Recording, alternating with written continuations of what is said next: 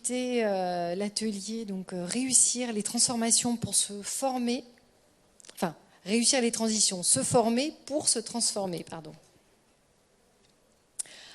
Donc je m'appelle Nadège Ibanez, je suis conseillère de branche pour les médias à la direction du développement et du réseau à l'AFDAS.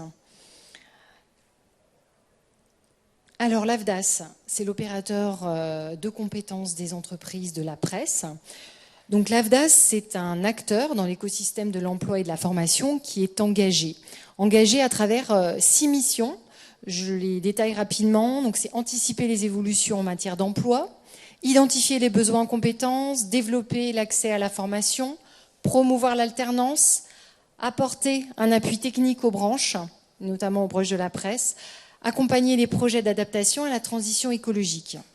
Nous sommes également un acteur donc, qui est engagé grâce à son réseau de proximité. Nous avons donc 12 délégations régionales avec 24 implantations territoriales au total.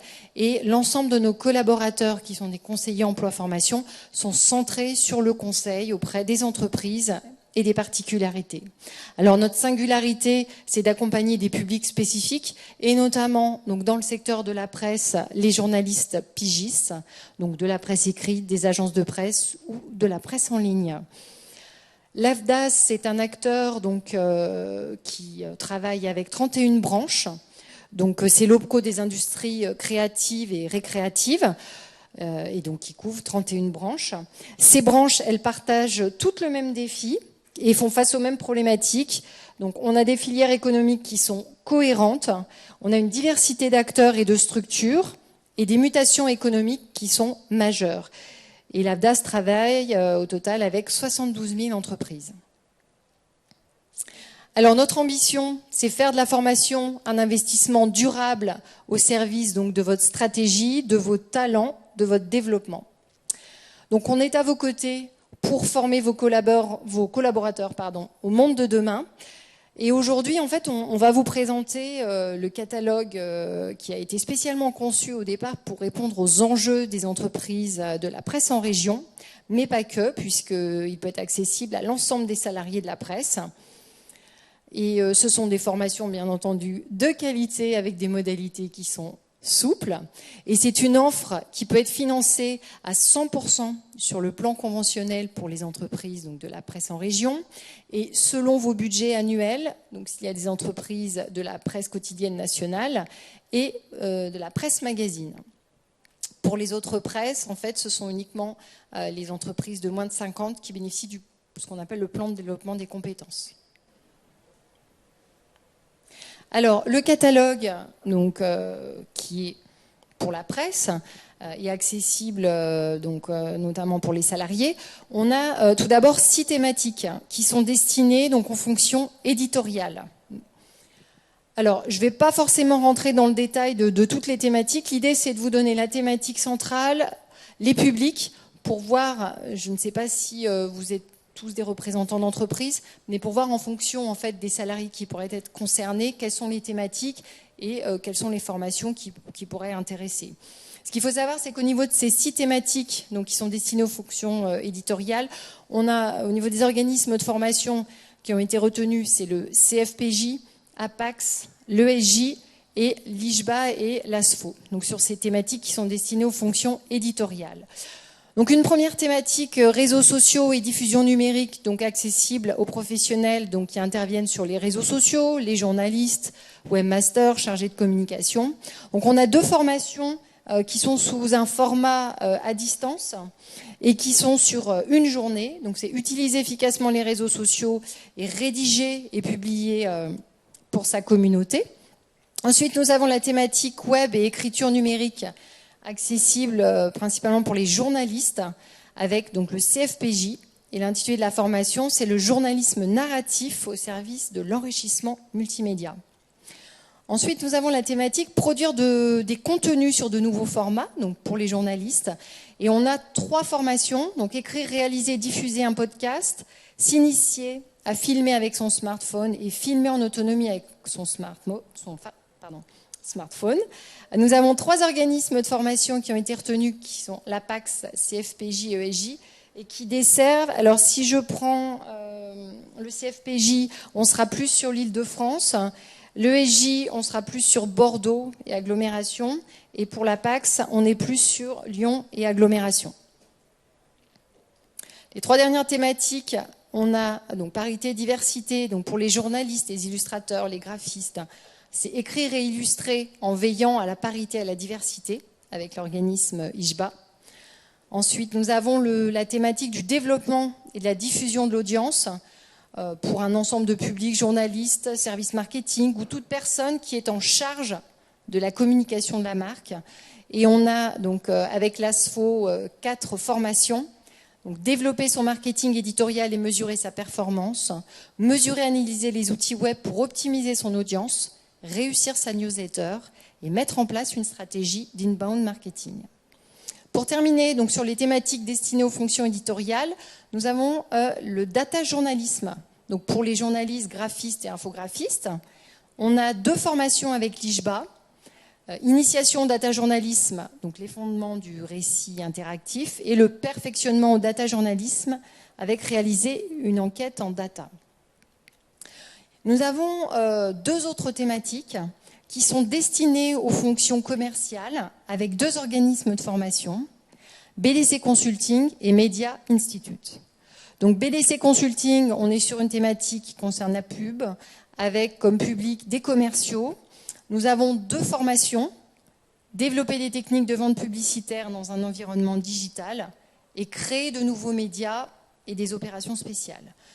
Ensuite, donc dans ces thématiques destinées aux fonctions commerciales, on a la thématique diffusion pour les animateurs de vente, les responsables de diffusion, donc avec Media Institute, dynamiser les ventes du journal numérique.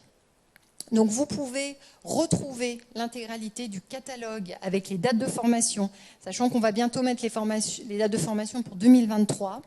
Et donc vous vous rendez sur le site de l'AFDAS, donc afdas.com, et vous allez dans la rubrique « Identifier la bonne formation ».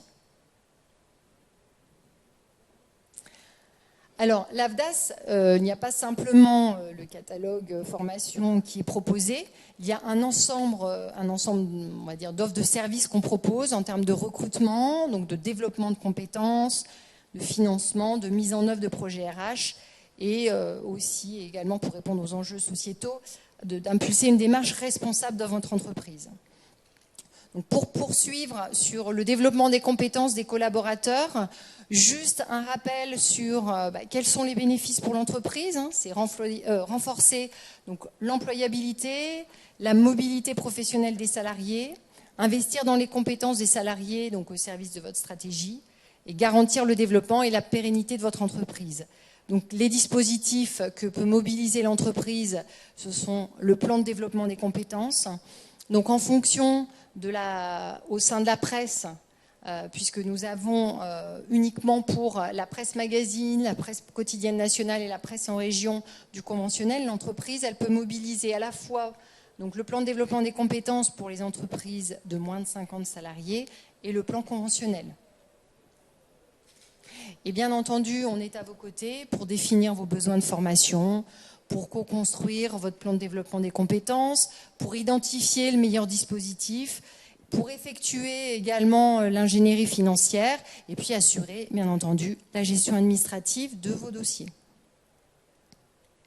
Ensuite, on est également à vos côtés pour recruter vos futurs salariés alternants. Donc, au niveau des contrats, il y a 2 contrats sur lesquels nous pouvons vous accompagner. On sera sur le contrat d'apprentissage et le contrat de professionnalisation. Ensuite, nous sommes également là pour vous accompagner et mettre en œuvre vos projets RH sur mesure. Donc, nous avons en fait toute une offre d'appui conseil. Autour, vous voyez, on a 8 thématiques. L'appui conseil RH, l'appui conseil transformation digitale, l'appui conseil sécurité, l'appui conseil rebondir, l'appui conseil RSE, l'appui conseil handicap, l'appui conseil égalité professionnelle et pour finir, l'appui conseil RH Transco. Donc en fait, on est vraiment sur des thématiques, on va dire, de société. Aujourd'hui, ce qui était intéressant, c'est de vous expliquer un petit peu l'appui conseil transformation digitale pour accompagner les entreprises à digitaliser leurs pratiques. Comment se déroule un appui conseil? Un appui conseil, donc, il est financé par l'AFDAS. C'est un dispositif en fait qui se déroule, sont des journées avec un consultant. Donc nous, on vous accompagne en vous donnant une liste de personnes qui peuvent vous accompagner, mais bien entendu, c'est vous en tant qu'entreprise qui la sélectionnez. Ensuite, vous avez plusieurs phases dans un appui conseil. Il y a d'abord un prédiagnostic, un diagnostic avec la construction d'un plan d'action, donc qui sont orientés donc par rapport à la thématique que vous choisissez. Donc là, si on parle de la transformation digitale, donc sur les problématiques digitales liées à l'entreprise. Et ensuite, il y a une phase d'accompagnement à la mise en œuvre de plans d'action et de suivi de plans d'action. Donc en fait, ce sont des accompagnements qui vous permettent en fait d'être appuyés avec un consultant sur une thématique qui est choisie par l'entreprise et de définir quels sont les plans d'action que vous allez mettre en place. Et nous, après, si dans ce plan d'action, il y a également de la formation, on peut vous accompagner, comme je vous le montrais tout à l'heure, sur l'ingénierie financière.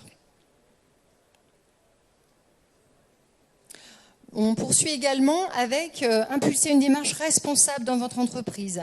Aujourd'hui, l'AFDAS, elle a une offre de services responsable et engagée qui s'articule en fait sur, on va dire, 3 tiroirs. Un niveau de sensibilisation, c'est-à-dire que par rapport à une thématique, on va agir en faveur du handicap.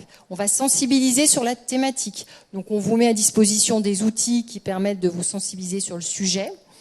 Ensuite, on va vous apporter en fait sur l'aspect formation, une liste de formation avec des organismes de formation. Donc vous choisissez en fonction de ce sur quoi vous voulez, la problématique sur laquelle vous voulez répondre. Et on peut, sur un 3e niveau, être sur un accompagnement. Et là, on rejoint l'appui conseil. En fait, on fait le lien. On a 3 niveaux: sensibiliser, former, accompagner. Donc sensibiliser, c'est un premier niveau, c'est comprendre la problématique. Former, c'est trouver des formations pour y répondre. Et accompagner, avec un appui conseil, ce qu'on a vu tout à l'heure. Donc on est sur cette offre de service. Donc on a, on va dire, 5 thématiques. Donc agir en faveur de l'égalité professionnelle, agir en faveur du handicap, agir en faveur de la lutte contre les violences et harcèlements sexuels et sexistes, agir en faveur de la transition écologique et agir pour prévenir les cybermenaces. Nous sommes bien entendu présents sur l'ensemble du territoire. Vous avez donc un service de proximité sur le territoire. Pour les entreprises, vous allez sur votre compte Maya pour avoir les coordonnées de votre conseiller emploi-formation. Voilà, nous mettons en place aussi plusieurs, on va dire, webinaires ou des possibilités de s'informer en fait sur des sujets à travers des AFDAS Connect, AFDAS Zoom. Donc ça peut être un rendez-vous individuel, soit c'est des rendez-vous sur des thématiques spécifiques qui sont liées à la formation ou des problématiques de secteur. Vous pouvez tout à fait consulter donc notre site internet. Nous avons depuis peu un centre ressources dans lequel vous pouvez retrouver un certain nombre d'éléments que vous pouvez télécharger et nous suivre, bien entendu, sur les réseaux sociaux. Ce que je vous propose, comme on n'est pas nombreux, c'est si vous avez des questions, je suis à votre disposition pour y répondre. Oui.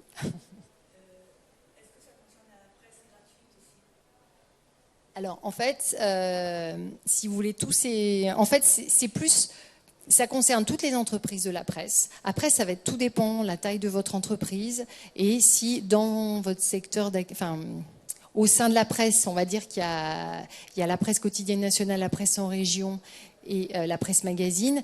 Ces 3, on va dire, sous-secteurs, en fait, ont ce qu'on appelle un plan conventionnel, c'est-à-dire une autre source de mobilisation financière. Après, pour la presse gratuite, il ne me semble pas qu'il y ait de conventionnel. Donc, du coup, on sera uniquement pour les entreprises de moins de 50 sur le plan de développement des compétences. Écoutez, de rien. Bonne fin de journée à tous.